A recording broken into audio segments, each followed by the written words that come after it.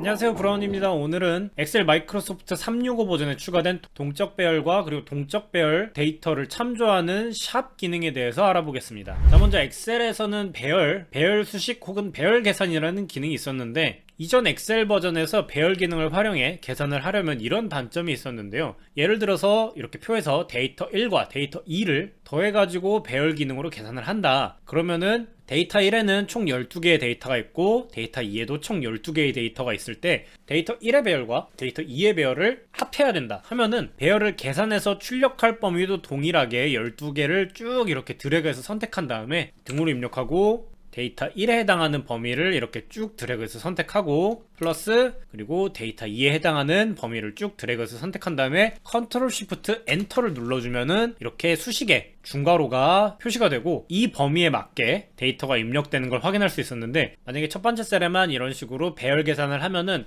딱 첫 번째 셀에만 계산이 나타났기 때문에 수식을 다시 입력해야 되는 그런 단점이 있었습니다.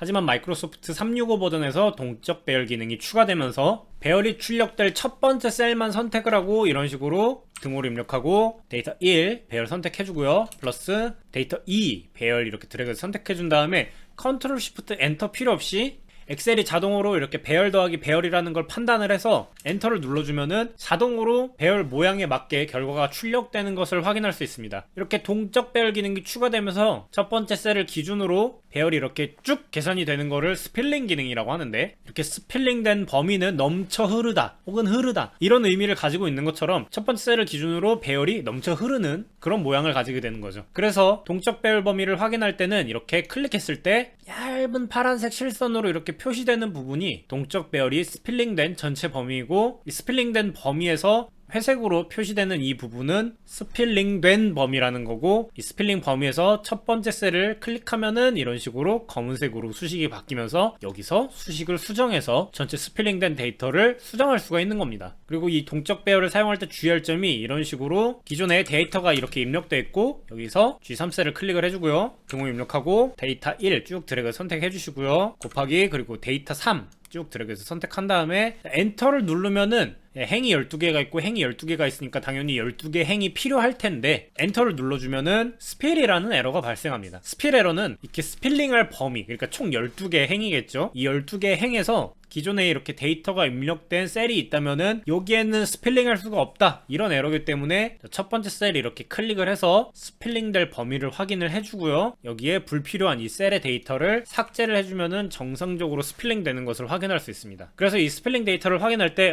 여기 입력된 게 아무것도 없는데 왜 스펠 에러가 발생하지? 라고 하면은 뭐 하얀색 글자색으로 된 텍스트가 숨어 있다거나 이럴 수가 있기 때문에 이런 부분들을 확인해 주시면 좋고요. 그리고 이렇게 동적 배열 데이터가 추가되면서 스펠링 기능 외에 또 추가된 기능이 바로 동적 배열 데이터를 참조하는 기능입니다. 참조하는 기능인데, 기존에는 이런 식으로 등호를 입력하고 한 개 셀을 클릭하고 엔터를 누르면은 이 해당되는 셀의 동일한 데이터만 가져올 수 있었는데, 엑셀 마이크로소프트 365 버전에서는 이렇게 범위의 데이터도 갖고 와서 엔터를 누르면은 동적 배열이 적용되면서 지정된 범위의 데이터가 동일하게 이렇게 가져와지는 것을 확인할 수 있습니다. 자, 그러면은 이렇게 범위를 가져올 수 있는데, 이런 식으로 동적 배열이 적용된 데이터가 있다 이렇게 파란색 실선으로 표시된 데이터 범위를 한 번에 가져올 때는 이런 식으로 등호를 입력하고 F3셀을 클릭을 해준 다음에 맨 뒤에다가 샵을 이렇게 붙여주면은 이 F3에서 시작되는 스펠링된 범위 전체가 선택되는 걸 확인할 수 있고, 엔터를 눌러주면은 이 F3에서 스펠링된 동적 배열 전체가 불러와지는 것을 확인할 수 있습니다. 자, 그러면은 기존의 배열과 마이크로소프트 365에 추가된 동적 배열이 어떻게 다른지 확인을 했고, 동적 배열 범위를 참조하는 방법을 확인을 했으니까 이번에는 이 샵 참조 기능을 한번 활용을 해볼 텐데요. 자, 이런 식으로 예제 파일에 23셀부터 24셀까지는 동적 배열 기능을 활용해서 가격과 수량을 곱한 총액이 동적 배열로 입력되어 있습니다.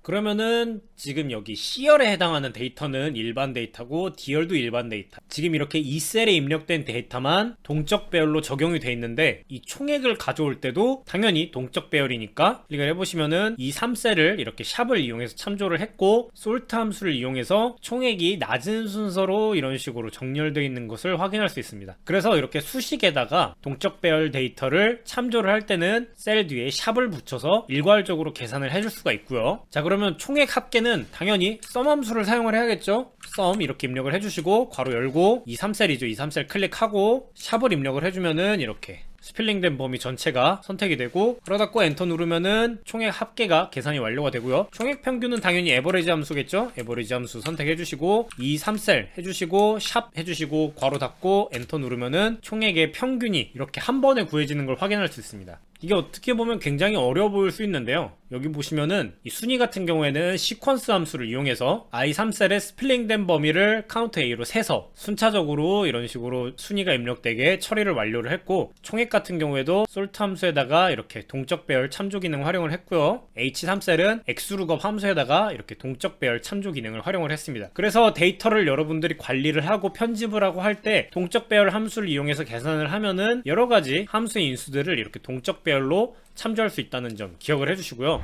여러분들 업무에서 동적 배열 데이터 어떻게 응용하는지 예제를 한번 확인을 해보면은, 다운로드 받으신 파일에 보면은 입출고 관리표, 요약표, 그리고 대시보드 응용 이렇게 3개의 시트가 있는 걸 확인할 수 있는데, 자 먼저 기본적으로 여러분들이 동적 배열 함수를 활용하고 그리고 데이터를 관리하기 위해선 데이터는 일단 표 형태로 관리하는 걸 추천을 드리고요. 이 표로 관리된 데이터를 계산을 할 때 표 머리글 이름을 활용을 해서 계산식을 작성을 하고, 동적 배열 함수는 배열로 이루어진 데이터를 한 번에 계산할 수 있고, 배열 참조 기능을 활용하면은 이 동적 범위가 계산될 때 아래의 데이터가 늘어나면은 첫 번째에 있는 데이터만 참조하게 되면은 그 밑에 있는 모든 데이터가 참조가 되기 때문에 데이터가 동적으로 확장된다는 장점이 있습니다. 예전에는 뭐 카운트 A 함수 그리고 로우 함수 이런 함수들 조합해가지고 동적 데이터 만들었었는데, 이렇게 마이크로소프트 365 버전에서 동적 배열 이용해서 데이터 관리할 수 있는 방법에 대해서 한번 간단히 알아보면은, 자 먼저 요약표가 있습니다. 요약표 있는데 요약표에서는 이렇게 쭉 아래로 내려보면은 마지막 데이터가 여기 있네요. 이렇게 342행에 보면은 342행이 있는데 제조사, 품목, 규격, 그리고 재고 코드 이것들만 데이터가 지금 입력이 돼 있고, 나머지는 숫자 데이터 내지는 수식으로 이런 식으로 입력이 돼 있는 상태입니다.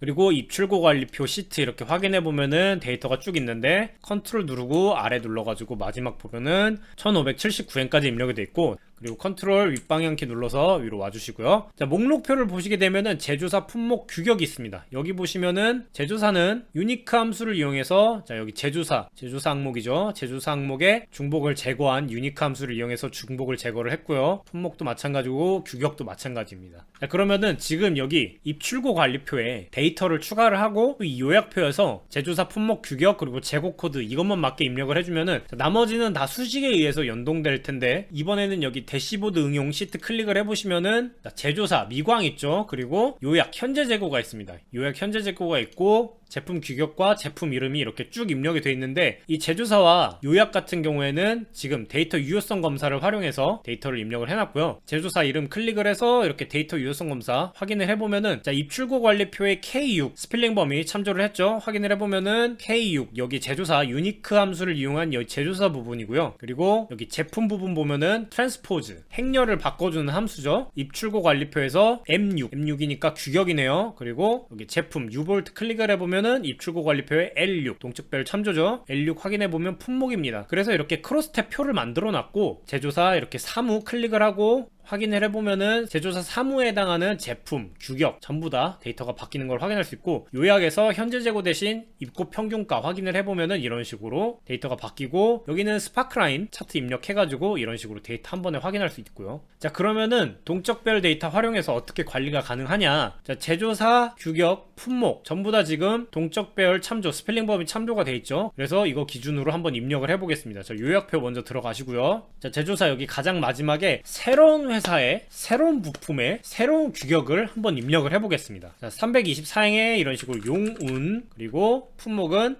파이프 볼트 이런 식으로 해주고, 그 다음에 1인치 이렇게 입력을 해주고, 여기 제품 코드에는 임의로 뭐 YNG 그리고 새로운 품목이니까 뭐 777 그리고 456 이런 식으로 입력을 해주고요. 그리고 지금 여기 연초 재고도 한 12 이렇게 입력을 해주시고요. 그러면은 지금 현재는 입출고 관리표에 이 내역이 없기 때문에 금년거래 없음으로 이렇게 나타나는데, 입출고 관리표 가셔가지고 자 가장 마지막으로 가서 컨트롤 D 눌러주시고요. 그러면은 날짜 복제되죠. 여기서 용운, 그리고 아까 파이프 볼트였죠. 파이프 볼트 입력해주시고 1인치 입력을 해주신 다음에 입고가는 예를 들어서 뭐 9,800 이렇게 입력을 해주겠습니다. 그리고 입고량 4, 출고량 -1 이런 식으로 입력을 해주면은 여기 3까지 계산이 완료됐고요.